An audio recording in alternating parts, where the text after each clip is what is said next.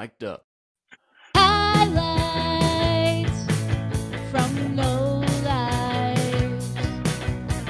Highlights from Lowlifes. All right. We're kind of sort of ready to go with this show, but every time we have a newbie on the show, it's like they don't know how to use a camera. Let's see. The lower part of his now his head is cut off, and the lower part of the screen. Oh yeah. Why is it cut off? Yeah. Ladies and gentlemen, this evening we have. Oh God. Oh jeez. I'm getting dizzy. I don't feel good. Chuck Arthur is joining us tonight on the highlights from Lowlifes, along with Robbie and Marty and myself. Chuck is he's new to these cameras and computers and things, so we'll get him settled in. Tonight on show what are we? Show 123. Yeah, it's difficult for new people, especially for Chuck, who's what are you now, senior programmer at Microsoft?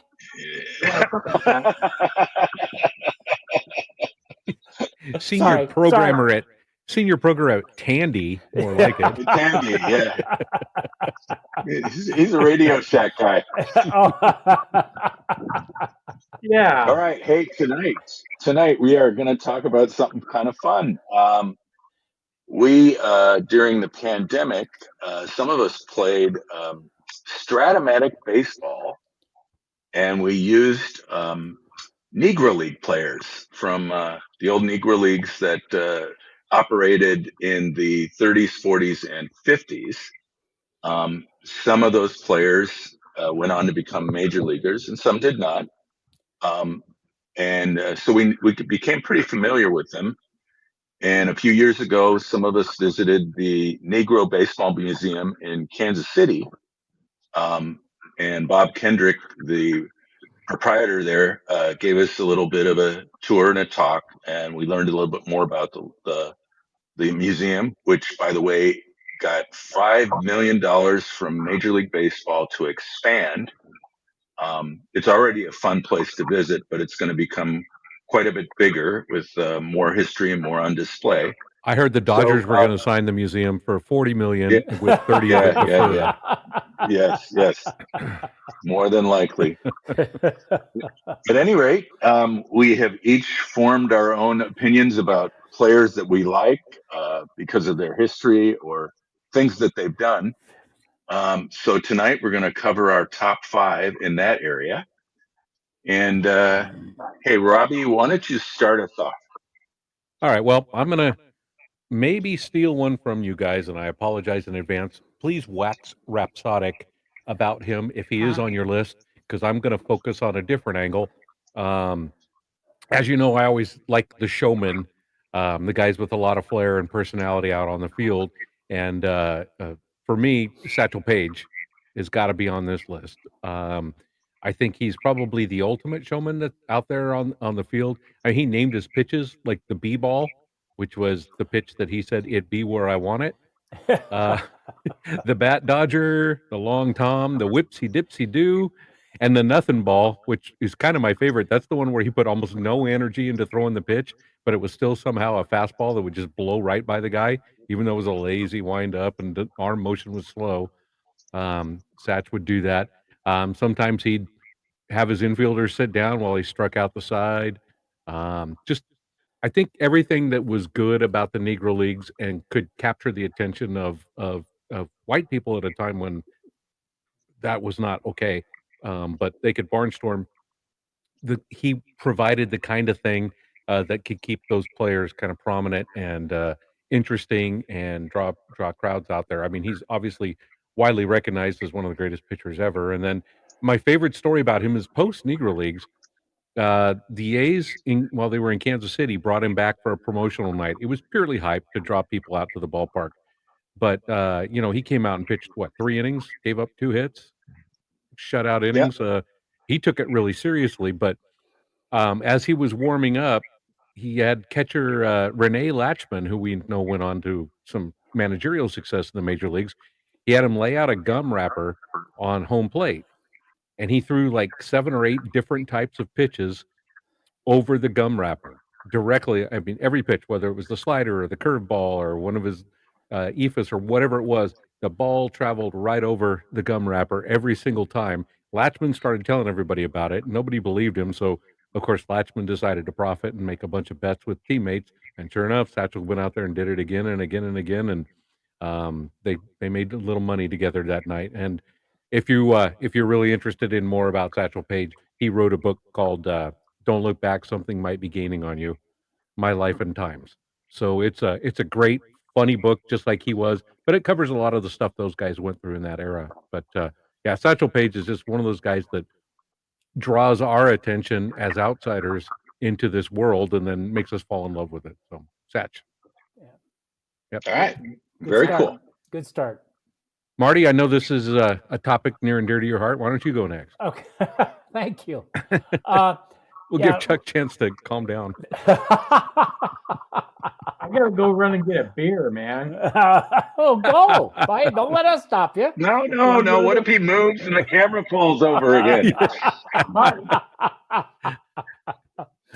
Rob mentioned at the beginning that during the pandemic, just to check in on each other, we all played Stratomatic baseball, and it was amazing how well it all went down, considering we were that many guys in that many different locations.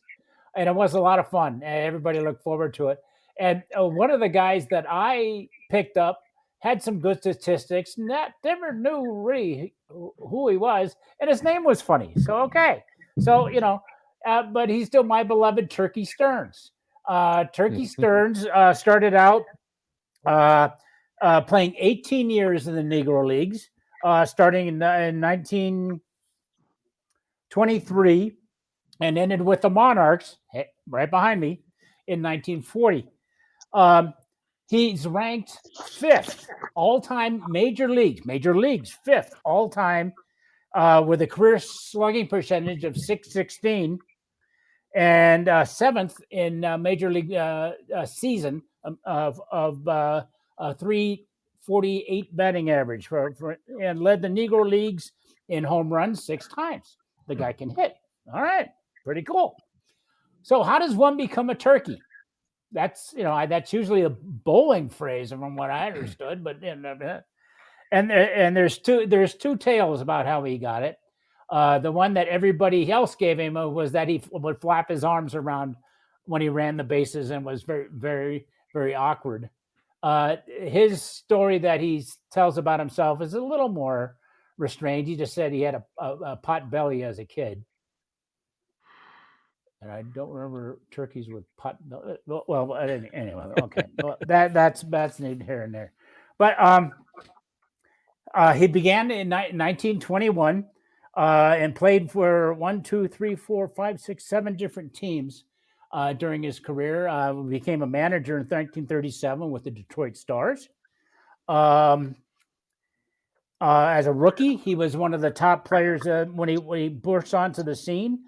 For that rookie season in the Negro Leagues, collected 14 triples and ranked among the leaders with 49 extra bases. So he, held down center field for 9 years, and became pretty darn good ball player. And despite all that, and this is one of the things that we relearned that was not unusual about these guys, is to keep the money going. They had a job in the wintertime. And he was in Detroit, and he worked for the Ford Motor Company for 30 years, on top of traveling around and all the baseball stuff. So, but again, he's one of my favorites because just of his name, and I think I came in second place in the league that year, thanks to Turkey Stearns. So he's my number 5. So there we go. Very cool. Okay. Mm-hmm. Hammy, what do you got? Let's see what you can come up with. Well, I will start by saying that Turkey Stearns was my number 4. Okay, well you can do it. Well, number 1. So, but we'll come back to those later. Sure, I'm sure we'll have a few more duplications throughout the night. Yeah, sure we will. My number 5 was Thomas Cool Papa Bell. Anyone Ooh. laugh? Yeah. He played for the St. Louis Stars starting in 1922, and then he went to the Homestead Grays until 1946. So he had a long career in the Negro Leagues. But he also played, which I found was interesting, was he also played in the Mexican League from 1938 to 1941. So, but the thing about him was his speed. A lot of people said that he was the fastest base runner that to ever play baseball. There was a funny saying about him that he could turn the light switch off and be in bed before it got dark. That's how fast I he love was. that one. Yeah. And so nobody wanted to walk him because he just steal second and steal third like right off the bat. So it's kind of like a Elk Grove Babe Ruth game. So, but in his final season in 1946, Bell hit batting average was 400 in 120 at bats for the Homestead Grays, and he was a switch hitter, which is pretty amazing. And he was pretty old at that time too, so pretty incredible statistic, I think. And he also holds the record for the most games played in the Negro Leagues at 1,202 games. Wow. Wow. Of any other player. And then he was inducted into the Major League Hall of Fame in 1974. So I thought that was pretty Excellent. cool. Yeah. Mhm. So that's my number 5 guy. Good pick, All Chuck. right. What you got, Webby? Well, I got a good one. Al Smith. You guys remember Al Smith? Al Smith played with the Cleveland Buckeyes from 1946 to 48. So he was only in the Negro Leagues for about 3 years. And then he had 5 years off with no baseball, no organized baseball, other than maybe a few minor league games. And he resurfaced with the Cleveland Indians. Uh-oh, what's going on? He's being a distraction. Yeah. So Al, We'll speak with you later, Mr. Spicoli. yes. So Mr. Smith was a outfielder, first baseman, third baseman for the Indians from 53 to 57. Followed that with 4 years with the White Sox, a year with the Orioles, a year back with the Indians, and he finished up with the Red Sox in 1964. Made the All-Star team a couple of times, but not a Hall of Fame player. So why am I talking about Al Smith? He is the figure in a very famous photo in baseball history, which I've talked about on the show before. In the 1959 World Series, Al was the left fielder for the White Sox, and a ball was hit deep into left field. This was against the Los Angeles Dodgers, and Charlie Neal hit a ball that Al went back to the wall for and was unable to catch as the ball went into the stands above his head. The patron in the front row, a insurance salesman by the name of Melvin Peel, accidentally tipped over his beer and it poured onto Al's face down below. A famous photo taken by Johnny Raymond Gora from the Chicago Tribune. Al spent the better part of his later years signing that picture at card shows and the like. He claims to have signed that picture over 200,000 times. It's a famous photo. It was recognized by the AP as one of the best sports photos of 1959.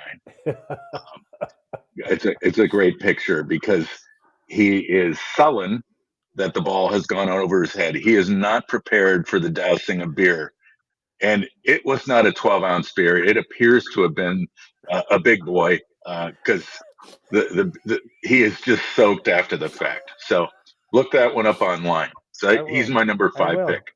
Okay. Yeah. That's perfect. All right, now you got All to right, pour let's- beer in your face. Yeah. You have to reenact the photo. Yeah. All right. Hey, let's go to number 4. Marty, start us off with number 4 picks. Thanks. Again, this like you, Rob. This guy is not really well known to stand out as a star in the Negro Leagues, but if you look at him and take a look at what he accomplished, he should be spoken about more. And his name is Judd Wilson. Judd Wilson was nicknamed Boo Jam, and we'll get to that in a minute. He was one of the Negro League's most powerful hitters with a batting average of 351 for his career, which is in the top 5. Boo Jam, the nickname, came from his teammates. Be the sound of him hitting a line drive and having it hit off the outfield wall. Boo Jam, so to speak. So I thought that was pretty cool. All right. He was nicknamed by some as the Black Babe Ruth. He started the career in 1922. So he was, and again, like many players there, you had to almost fight to find a team because some teams changed position, some teams just folded. So he played for a number of teams. I think I'm counting it up here: 7 as a player and then 2 as a manager. Again, a power hitter, 77 home runs, 1,000 hits for his career, 700 runs batted in. But this is why he's on my list, because bear with me, because he's kind of like me. I'm going to read the paragraph and realize that he was kind of like me. Oh my God! No, yeah, really? yes. Okay. Yeah, here we go. Ready? Right. Struggling with his fielding skills, Wilson often blocked or knocked down batted balls rather than catching him with his glove. So you've all seen me play. So you Rick and Rick. Okay. But the next line is unlike me. With his strong arm, he was still able to throw people out on such plays. Now, there you go. Okay. So that you guys can believe. You have a strong arm, don't you? Yeah. Marty? A lot of people say they've been strong-armed by you. For this, yeah.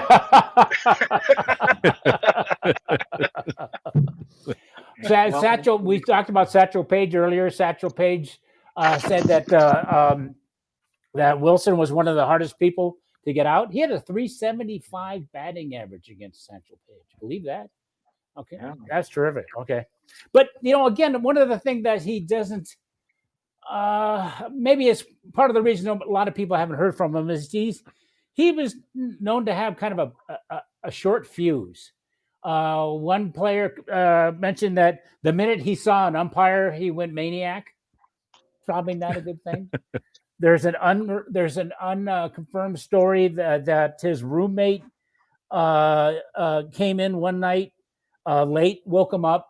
So Judd hanged him out outside the window of the 14th floor by 1 foot to teach him a lesson.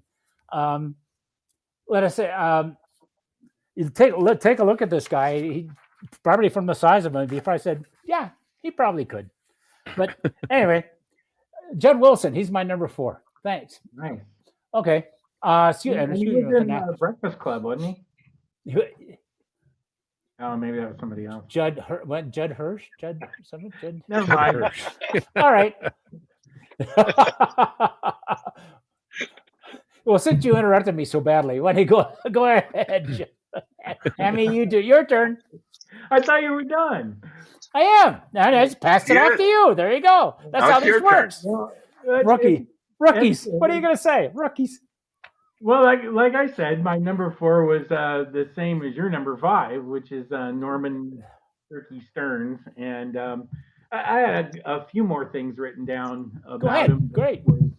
He was a pretty skinny dude, right? I mean, he wasn't like a big guy. He was fairly small and skinny, and but he could just hit the hell out of the ball. In fact, I read that uh, he led the Negro Major Leagues and the Negro Leagues in home runs 7 times in 1924, 25, 28, 31, 32, and 39, and 40. Um, and he hit a career high 24 home runs in one season, which was an 80 game season in the Negro Leagues, which is pretty impressive. And it says his 187 career home runs is the most in Negro League history, 7 more than the second place guy, who's also on my list. So I won't say his name. He was a lot of people had never really heard of him because he wasn't one of those flashy kind of guys. He was kind of kept to himself, and he was kind of standoffish in some ways, and and that resulted in him not getting inducted into the Hall of Fame until 2000, the year 2000, well after he had died. And I had read that his wife had tried to get him in the Hall of Fame for over 20 years. Wow. And he only got inducted in 2000. So, Wow. yeah. Anyway, Impressive. a little extra on Turkey. All right. Good. Nice. Good. Good. Robbie? All right. I think I've got potentially the most underrated and often overlooked star of the Negro Leagues. He was clearly one of the best outfielders to ever play in the Negro Leagues. 15 years. He was a fierce competitor, very distinctive personality. He was on some of the most dominant teams in the Negro League history, including the 31 Homestead Grays and the 1932 Pittsburgh Crawfords. And these are teams that were loaded with guys like Josh Gibson and Satchel Paige and so on. He was a major contributor to these teams.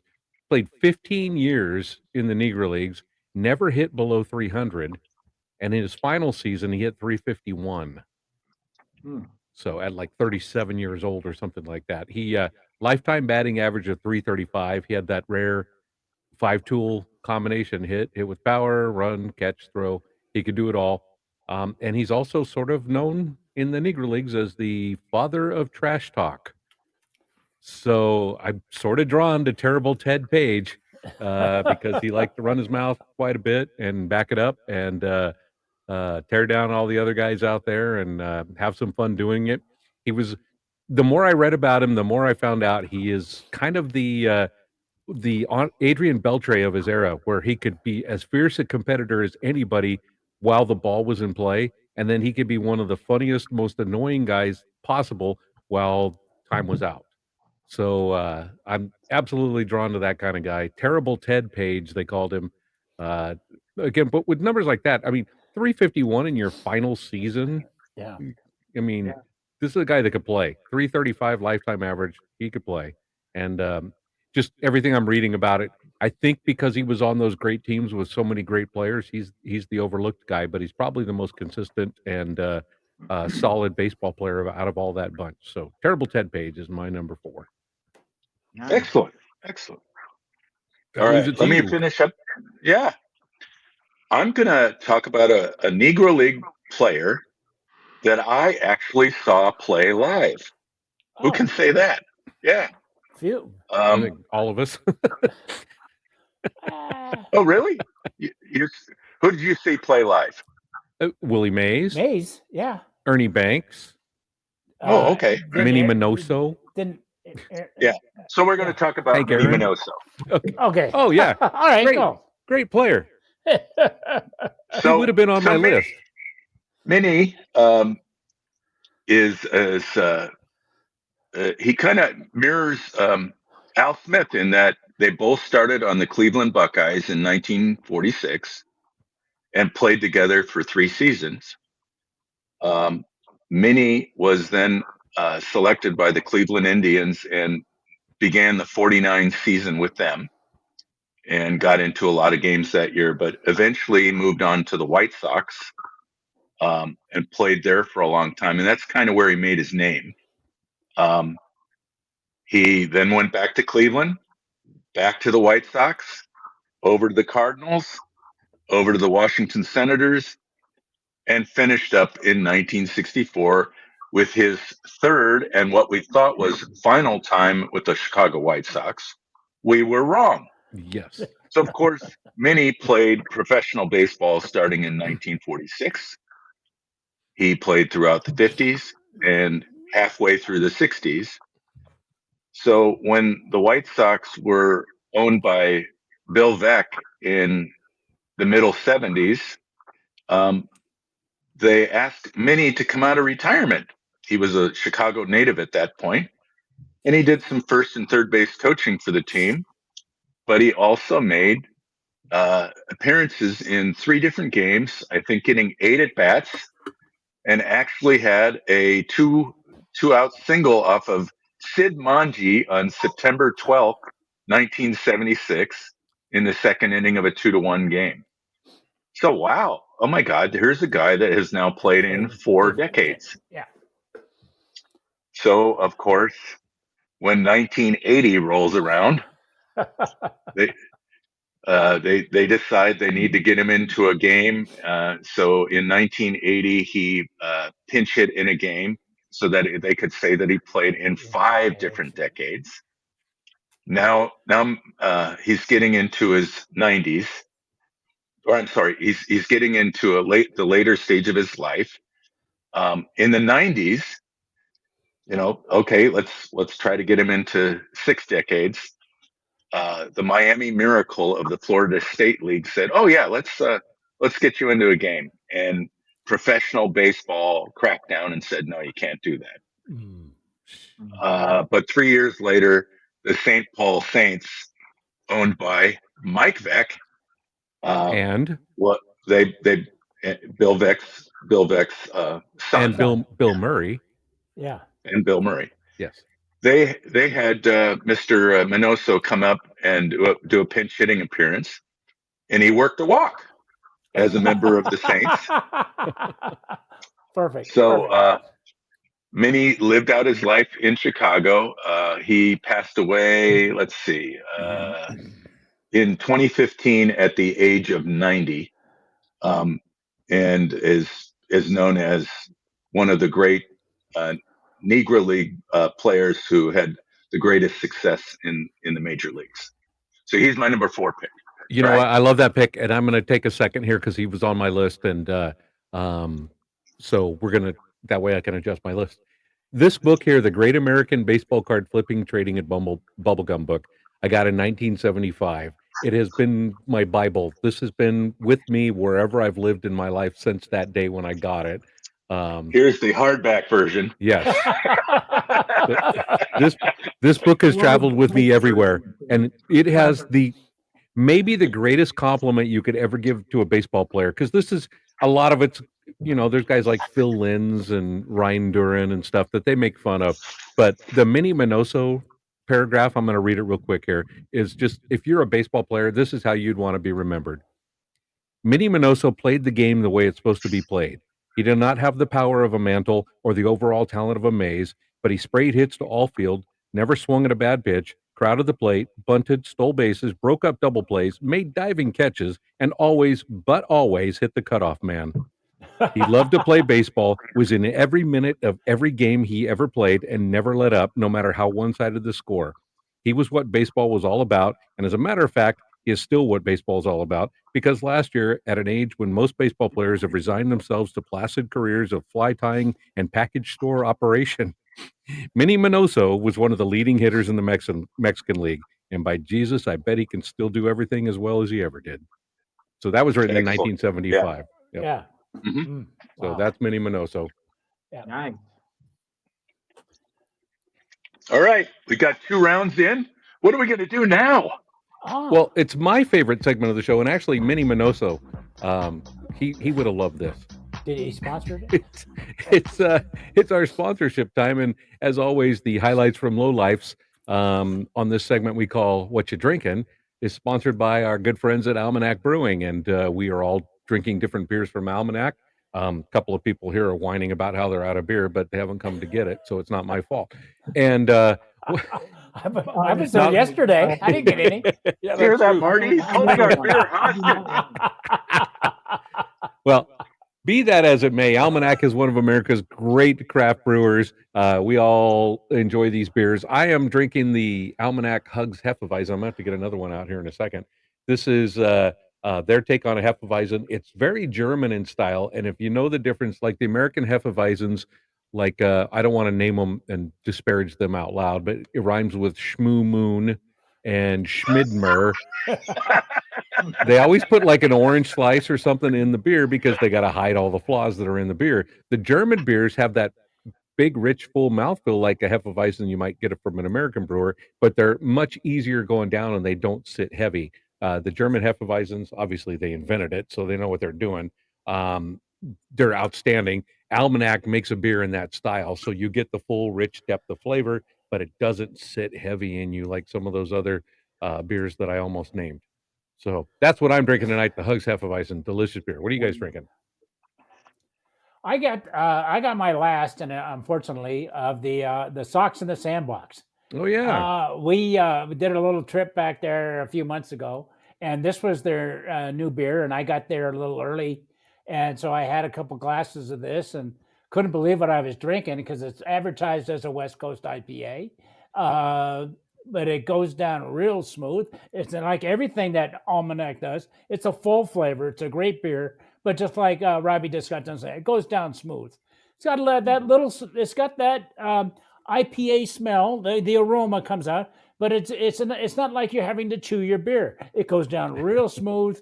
And unfortunately, this is my last can, but I found it in the back there. But try this. It's a relatively new Socks in the Sandbox. Great beer. Do they actually filter the beer through the sock and the sand with Yes, that's Could be. what I heard. That could be it. Obviously, they don't want my socks, so let's put it that way. That would be very unique. not my socks, not my sandbox. Oh, look at Chuck's guy. I'm drinking the Bunny Hill, oldie but a goodie, and absolutely delicious. Very festive looking can. Very nice. Mm-hmm. It's kind of a winter IPA for them. Yes.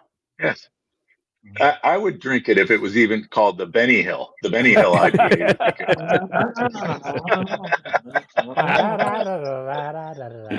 You got to taste like a scantily clad woman around while you're drinking. Yes. Ooh, where do I sign up? Where do I sign up? I'm getting hammered again on the Big Love, the double hazy. They call it the hazy big Deepa or double IPA with the 9% alcohol content. I think if I just breathe on this show, the rest of you will get hammered. So seriously, this one is a good IPA. It's a little heavier than the Love. It's so this is the big brother, and I'm enjoying it, but drink responsibly. Maybe one of these and you're done. Okay. All right. Well, once again, thanks to Almanac Brewing, and we're not kidding. The beers are great. Whether you want a real heavy, thick, rich beer or just a light, crisp pilsner or lager, they've got everything. It's always going to have great flavor, and it's always going to be delicious to drink. So, Almanac Brewing, if you get the chance to get out to Alameda Island, you're visiting California, put it on your agenda because the beers are truly fantastic. And if you go to the brewery, tell them you heard about them from the Highlights from Lowlife show, and they may take pity upon you. Awesome. Excellent. All right. Hey, let's dive back in. Round 3. Let's see. Chuck, start us off. All right. My number 3 is George Mule Suttles. Oh, He started with the Birmingham Black Barons in 1923, and he also played with the St. Louis Stars. And um, he got his nickname because he hit the ball so hard it was like a mule kick. And his teammates, every time he'd come up to bat in an important point, they'd go kick mule, and try to get him to hit it hard. But he was 5'11", 195 pounds, so he's kind of like a really chunky dude, and he swung, get this, a 50-ounce bat. Ooh. Wow. Wow. So it was like a plus 16 or 17 probably. But Wow. and he was known for his power, and he including hitting several 500-foot plus home runs. They said that in a game in when he was playing with, it was against the Memphis Red Sox, he blasted 3 homers in a single inning.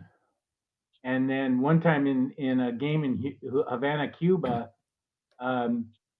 he hit one so hard that it flew 60 foot over the center field fence and landed in the ocean.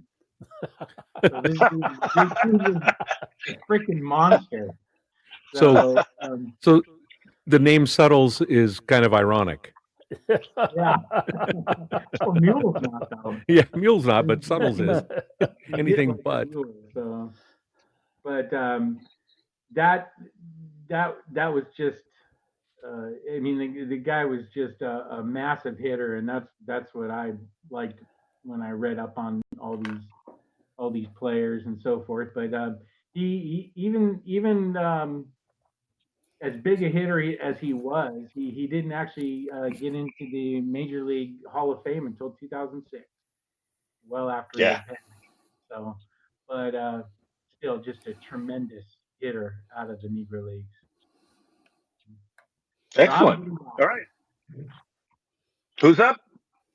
You. Oh, cool. All right. I'm gonna go with a guy who is famous for finishing second or being the second person to do something. Larry Doby. Oh yeah. Larry Doby was on the 1948 Cleveland Indians, who won the World Series. They had won over 100 games in a 154 game schedule. They dominated, and they had Satchel Paige on the team and Larry Doby. That was my mom's favorite team. She loved them and used to talk about these players.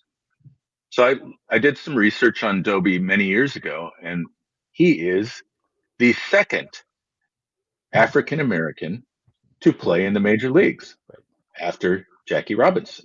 So in 1947, after playing for the Newark Eagles from 42 through part of 47,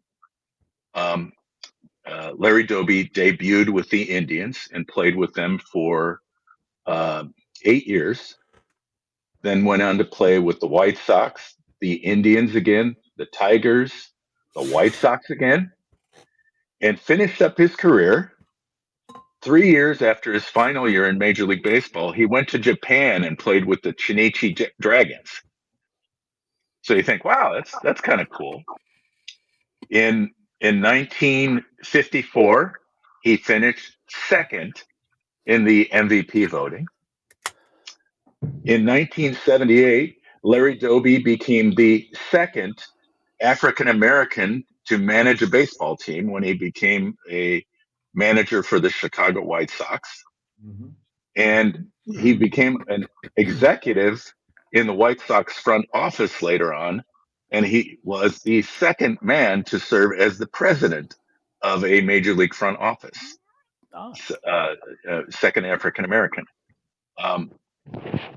Sadly, he wasn't the first in any of these things, but he had a great career in baseball and passed away in 2003 at the age of 79.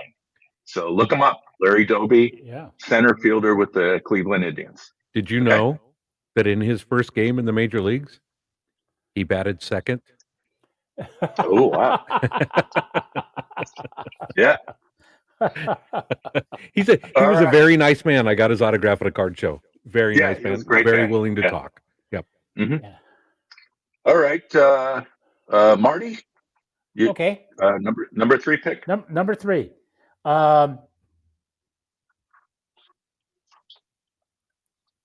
This guy was something else. I mean, they talk about I'd be the Iron Man of the Negro Leagues, not because of all the things he did, but for his longevity. The news reporter Damon Runyon gave him his nickname that we all know him by. If I told Ted Radcliffe was the man's name, but that's not what he's known by. Simply because in one day against he was with the Pittsburgh Crawfords against the New York Black Yankees in Yankee Stadium. It's a doubleheader. He caught Satchel Paige. Satchel Paige threw a shutout, and then he was the pitcher in Game 2, and he threw a shutout. So the newspaperman Damon Runyon labeled him Double Duty Ratcliffe. He was worth, according to Runyon, worth the price of 2 admissions. And he had a remarkable career. It's in the Hall of Fame. What do you want to talk about? You want to talk about his pitching? Sure. All right. Career ERA of 3.68.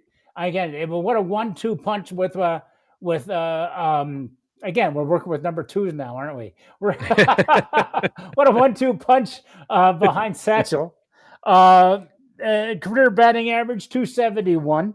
163 home runs. Excuse me, I misspoke. 163 RBIs, 17 home runs. But here's the thing why he's the Iron Man. At the end of his career, he played for 30 different teams.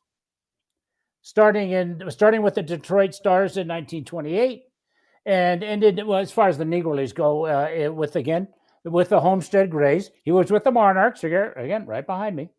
In 1945, was with the Homestead Grays a number of times and finished play as a player in 45. But hold on, then he became a player manager. And there's one line that I thought was great. As a player manager with the Elmwood Giants in the Manitoba Dakota League in 1951. Again, he started in 1928. 1951. He was the player manager, batted .459 with a 3-0 record. And then, as that's not bad, the following year, 1952, he had an off season. .364 with a 1-0 pitcher's mark. He lived to be over. He passed away at the age of 103. Now, you guys were all big Chicago fans. You probably knew about this, but the White Sox would bring him out last time in 2005 to throw out the first ball.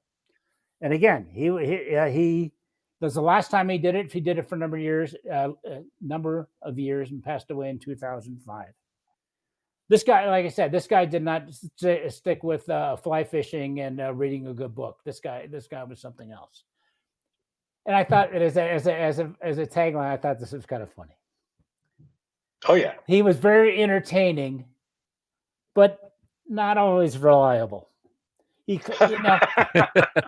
So a lot of these guys, like I said before,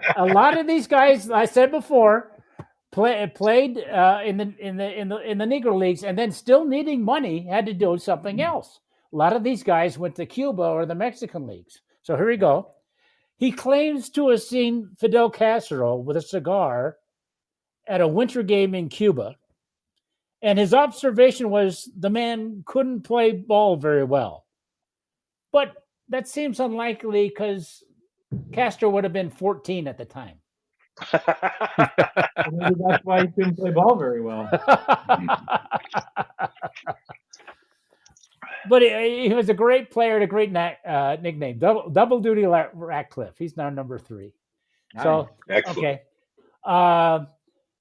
Robbie, I think you finish up this round. Okay. All right. My guy, Richard Elmer King. Ring a bell? No. How about Walter Wilson, No. which was his stage name, so to speak? Well, I guess it wasn't his stage name. That was the name he surrounded his stage name with. Walter King Tut Wilson. Walter King Tut Wilson of the Indianapolis Clowns.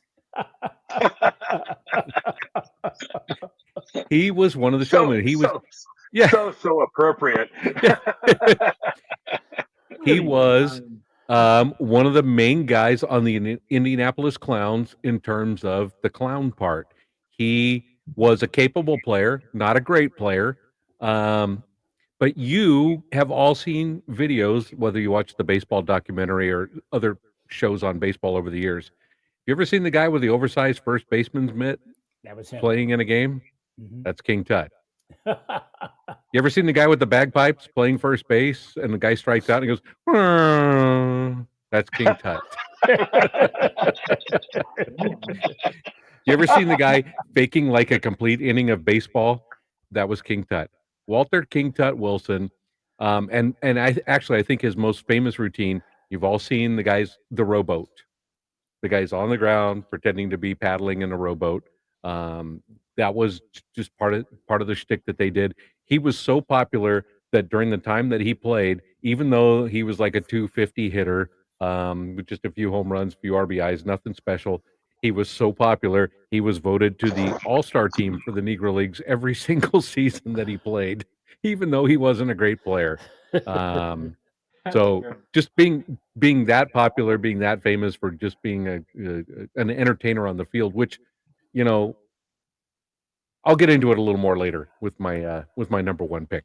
That's just a real challenging era for those guys, and to still have that kind of joy and play the game that way, pretty awesome. King Tut Wilson. Nice.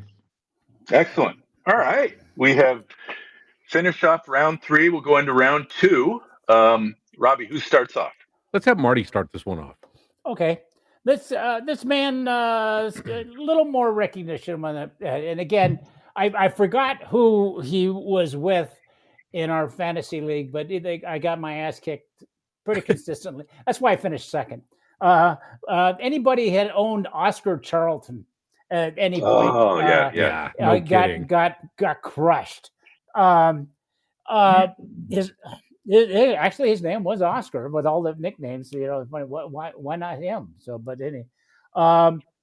his career was. We were talking about the height of the Negro Leagues in the 30s and the 40s. He started after a stint in the Army in 1915 with the Indianapolis Clowns, and then had anybody, and we talked about this before, anybody that served time in the military, and you don't serve time in the military when you're old and worn out. You take some of the best years of your life and give it over to your country and your service. I always take my head off those guys, and to find out that he gave up some of his early years to serve in the military, I thought was terrific, especially back in 1915 when they weren't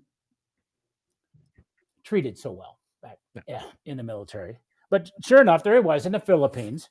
He comes back, starts with the Clowns, and kept going back to the Clowns in his career. Well, he why would wouldn't go to you? other places. Yeah, sure enough.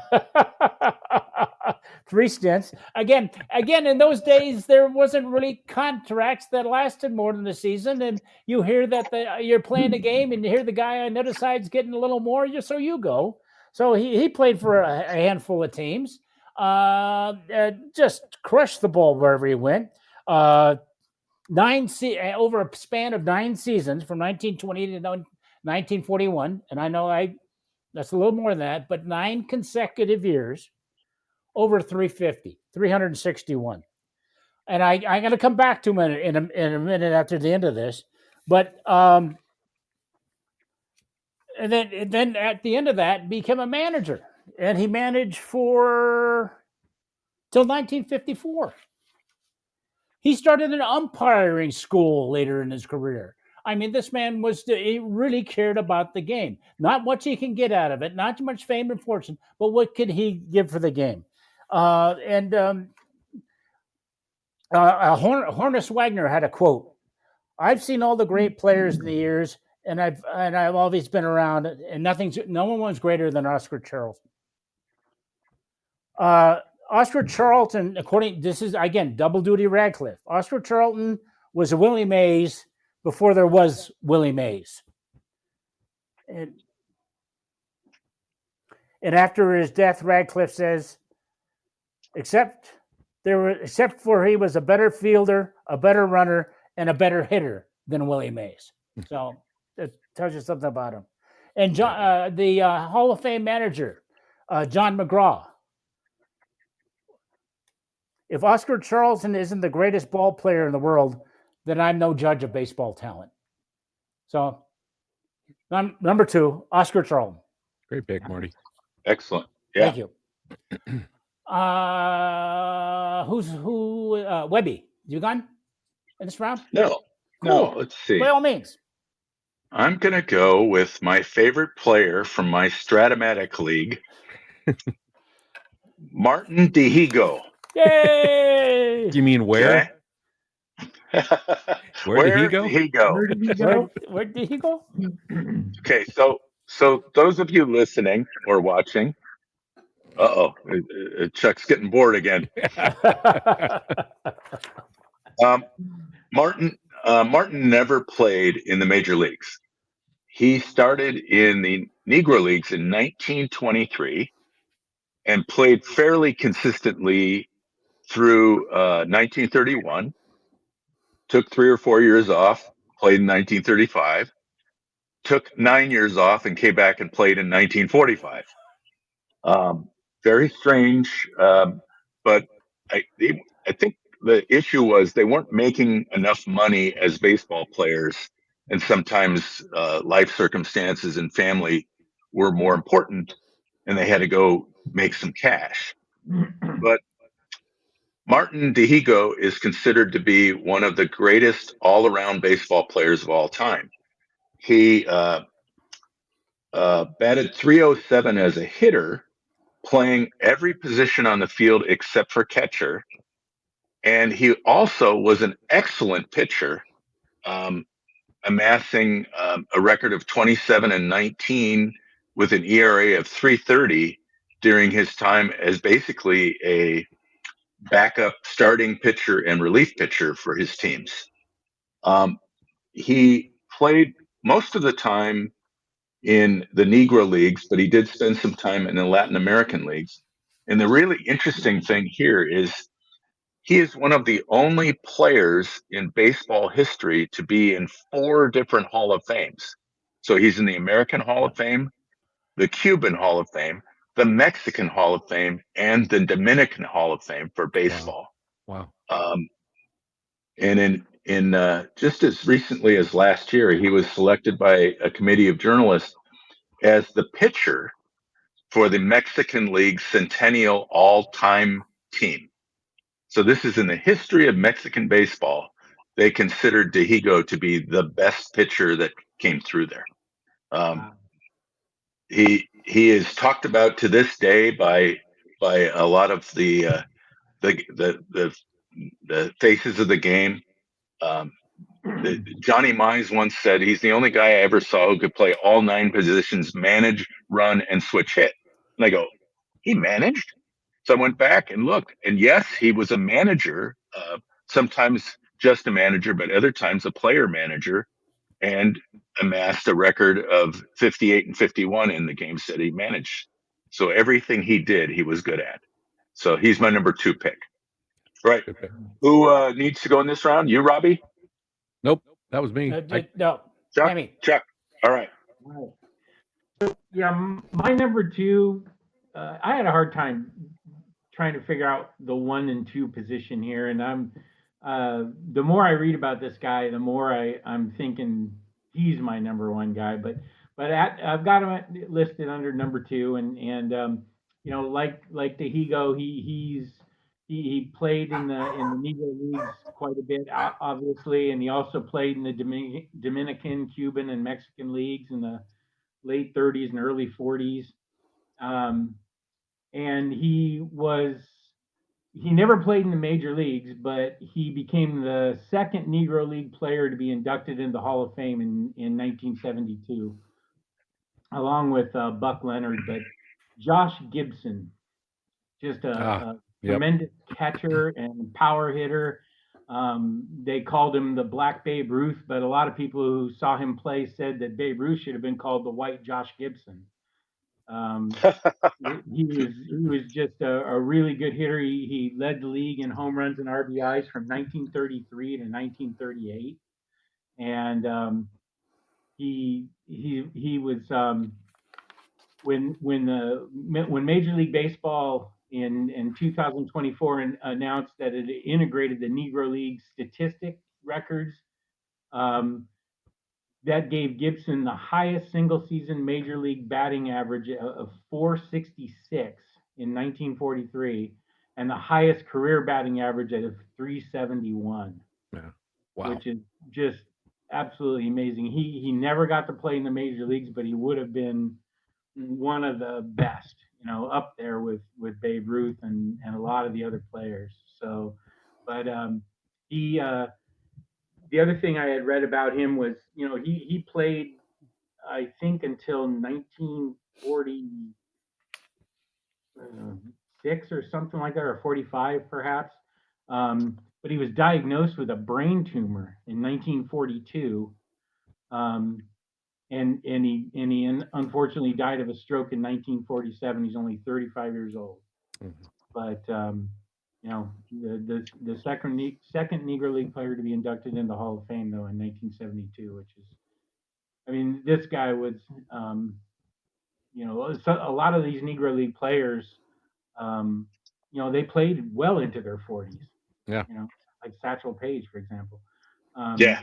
And he would have just dominated, and no doubt he probably would have ended up in Major League Baseball if he had lived. So one of the greatest. Mhm. Yeah, I agree. All right. All right. We have completed round two. Let's see. I want to give you a quick shout out to micdup and thank them for letting us do this for as long as they have. Yay.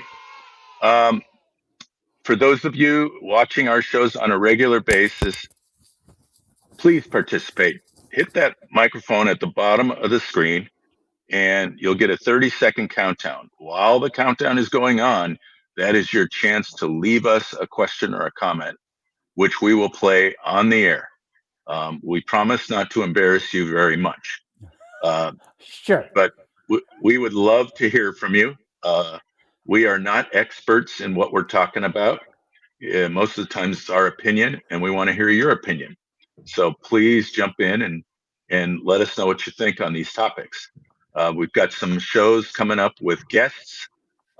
We've had some success with those, and we'd really appreciate it if you jump in on those and ask questions and give us your comments. One show to point out for you should be on tomorrow at 9 p.m. Pacific, 12 noon Eastern, is the Rovner Wait. Report. Wait, what? 9 Pacific, 12 Eastern, 9 p.m.? 9 a.m. Oh, yeah, you said p.m., bro. Sorry, 9 a.m. Pacific, 12 p.m. Eastern. The Rovner Report. AJ and Steve from the Rovner Report are no doubt going to talk about the fact that the New York Giants have hired themselves a legitimate football coach and giving them instant credibility with the Harbaugh signing. I'm sure they're very excited about this, and I'm glad because I've been listening to them for a couple of years now. Try to talk up the Giants, and that's a really hard thing to do. And I mean, it's a coach that apparently has hired a lawyer trying to get him out of the contract so he can take the Buffalo job. So this could get really good, folks. Yeah. I don't think he's going anywhere, and I think he's made a commitment. I actually think that he's more interested in the Giants job because he can start. He's starting from scratch. He is building. A guy named Harbaugh wouldn't want to work with a quarterback named Josh Allen. Sure, Bob. Hey, You just go on. The two Harbaughs have nothing to do with each other. Anyway, he will be on the network tomorrow. I don't see the show listed, but I'm sure they're going to jump on and get that posted here. So take a look for that. All right. Hey, guys, let's move into our number one picks. Let's see. Who finished that round? Was that me? Yeah, I think that was me. Okay. Or was that you, Robbie? No, it was you. No, yeah. Go ahead. Okay. All right. I'm going to start off the last round. I'm not even going to pick one of you guys. Hey, knock it I'm off. going to, yeah, it's just tough. I am going to go. Ooh. I'm going to go with a guy that I saw when I first started following baseball, and he wasn't the greatest player, but he was essential to a team that I somewhat hated, but I didn't hate him. I thought he was a good player who kept his mouth shut and got the job done. Junior Gilliam was a infielder for the Los Angeles Dodgers from 19 yeah, Boo! Brooklyn and LA from 1953 to 1966. Sadly, he passed away in 1978. He was only 49 years old. Um, he premiered with the Negro Leagues in the with the Baltimore Elite Giants in 1946 and played with them through 1950. And he coached with the Dodgers through 1978. So he was still on the field as a coach even after right the same year that he had passed away. So active in baseball. Um, Played mostly third base with the Dodger teams, but also some second base and shortstop. And he was there when Jackie Robinson and Pee Wee Reese were playing, and he was always in the shadows, not the guy that was getting the headlines, but the guy that was doing the job. So I'll just throw this out for you guys. Um, did you know Gilliam as a player No. very much? Mhm. Um, I was thinking, he had a decent career, but how many hits do you think he had as a major leaguer? 2,200. He did have 2,000 hits. He had 2,021 hits in Wow. his career, and Wow. a 267 batting average. Not a lot of power, but a great table setter and just a good all around player. Um, so it's great to see the Dodgers honor him in the Dodger Hall of Fame. Um, Great. but yeah, look him up, Junior Gilliam, otherwise known as Jim Gilliam. Okay, he's my number one. Cool. All right, Chuck, what do you got? Well, like I had mentioned before, all of the other players on my list never played in major leagues. This guy clearly did, and he's already been mentioned. It was Satchel Paige, um, and the thing I liked about him was that his longevity and how he was still playing at a high level as a 40-year-old dude. So he joined the Cleveland Indians at age 42 in July of 1948, and that season he went 6-1 with a 2.48 ERA at 42 years old. And then he also was the first player to pitch in a World Series that year as well. So just amazing. And then there's some other interesting facts about him. Is after he joined the Indians, they were in the middle of a pennant race, of course, and um, all the fans that used to watch him in the Negro Leagues were crowding the games uh, after he joined Major League Baseball. And then in August of 1948, at Cleveland Municipal Stadium, 78,000 fans watched him pitch a 3-hit complete game shutout to beat the White Sox. And Wow. 78,000 fans to this day still stands as the largest attendance record for a night game in Major League Baseball history. Wow. Pretty amazing. So the guy was obviously was the first Negro League player to be inducted into the Hall of Fame in 1971, and he was just a tremendous player, and he even though he got to the major leagues in 1948, when he was 42 years old, he didn't actually he didn't actually get selected to be an all-star until he was 46 years old. But I mean, how many of us would love to have been considered an all-star Exactly. at 46 years 46. old? It's just amazing, and that to me is the best thing about Satchel Paige. So that was my number one. So, All right. all right, Cool. Robbie. Oh, good, because Marty should wrap this up. This is, I mean, Oh. in all seriousness, it's such a passionate topic for Marty that Yeah. I would have deferred anyway. So there you go. But my final guy was an Indianapolis Clown. He Clown. is, yeah, it's Clown. fitting, right? He's one of the most unforgettable showmen in Negro League history. He also was a two-sport athlete and is well known in, maybe more well known in the other sport. This was a charismatic guy. He's acrobatic. He could be graceful. He could be clunky. Whatever he needed to be in the specific moment. He was a great fielder, actually, and he could play a little bit. He hit over 300 during his time with the Clowns. Big guy, 6'6", long arms, just perfect build for exaggerated stretches and the trick plays that made him famous as a Clown and later as a Harlem Globetrotter. Good old Goose Tatum. Goose Tatum, just I guess the ultimate entertainer on a team full of entertainers.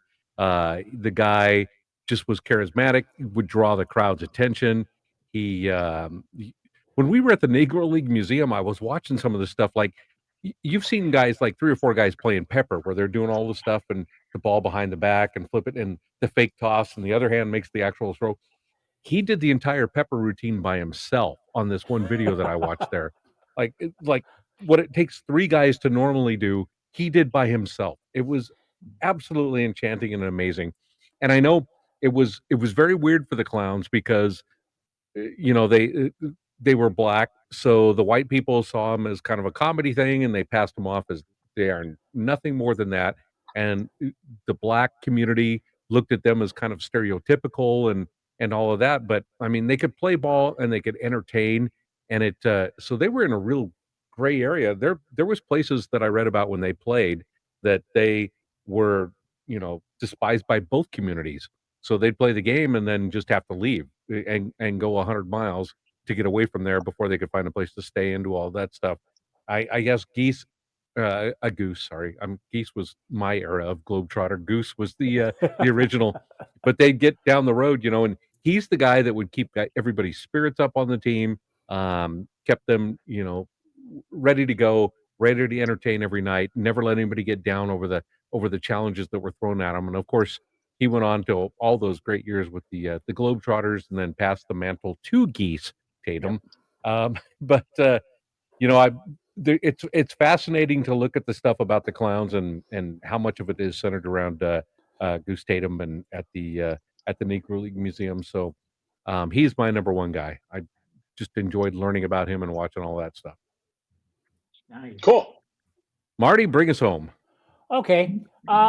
This guy was mentioned before.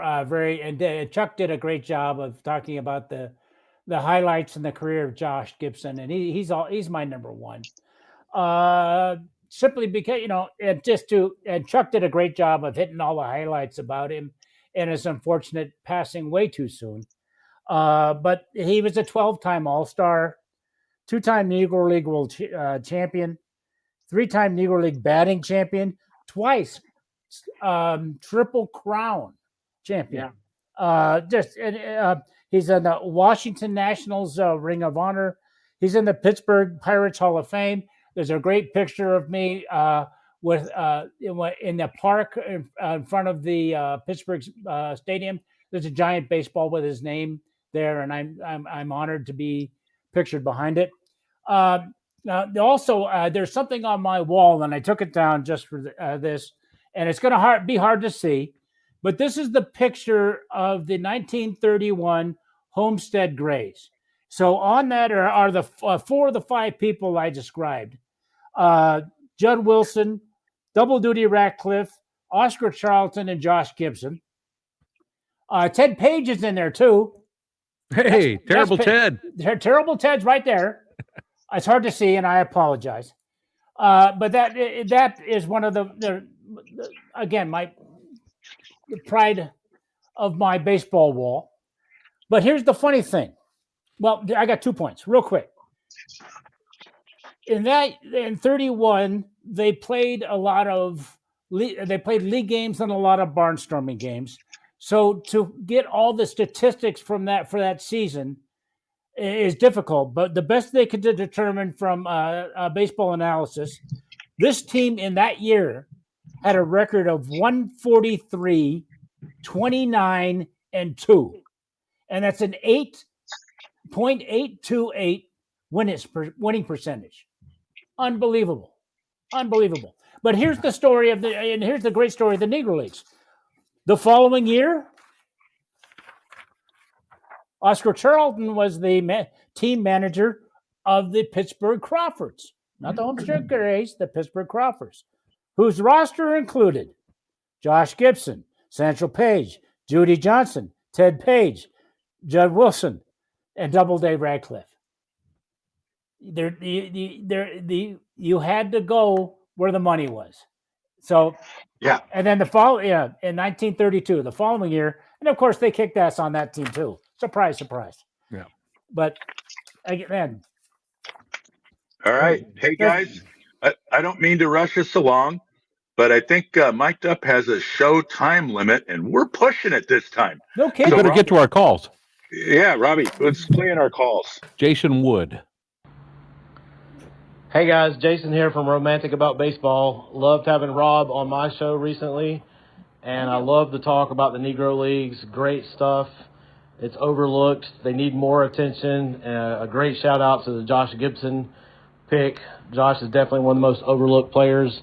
Would have been right up there with the greats had he had equal opportunity. So love the discussion, guys. Great topic. Great job.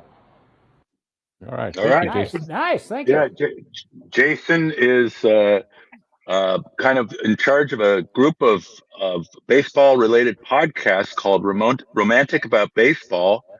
And I'm talking to Jason. I think the highlights from Lowlifes are going to become a part of this group of podcasts here soon. So you might be able to see us on some other platforms. All right. Perfect. What else you got, Robbie? Let's go to JC. JC here with my top 5. Turkey Stearns, a center fielder, 348 average. Buck Leonard, a first baseman, 346 average.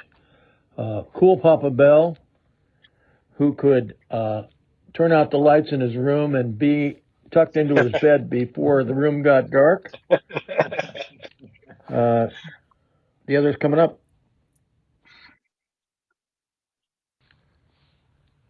JC continuing. Josh Gibson, a catcher. They called him the Black Babe Ruth. He finished with a major league record, 372 career average. Then, of course, Leroy Robert Satchel Paige. He helped Cleveland win the pennant at the age of 42. He played until he was 59. Wow. Amazing. Yes. All right. Good ones. Hey, quick related trivia question. So who, when he was inducted into the Hall of Fame in 1966, advocated for the Negro League players to be enshrined in Cooperstown alongside him as well? Ted Williams. Yeah, that's right. Very Yep. good. Very good. All right. Awesome. Yeah, and today there are 37 Negro League players that are enshrined at Cooperstown. And that's Excellent. if you care at all, that's a speech worth looking up on YouTube. It's tremendous. Yes. Agreed. Oh, yeah. Agreed. Absolutely. All right, guys. Don't mean to rush us off of here, But We our got event another is event to about to expire notice. Should I play That's that? right. Yes. No, you should not. We have 5 minutes. We got 5 whole minutes. Oh boy. Okay. Yeah. It's time to play us out. We'll see you next week at 6 p.m. Pacific with another Highlights from Lowlife show. Thank you. Thank Wait. you. I wanted to say a few more things. I'm sure you do. Always. Always. I didn't even talk about Spec Bebop. Thanks, Almanac. Highlights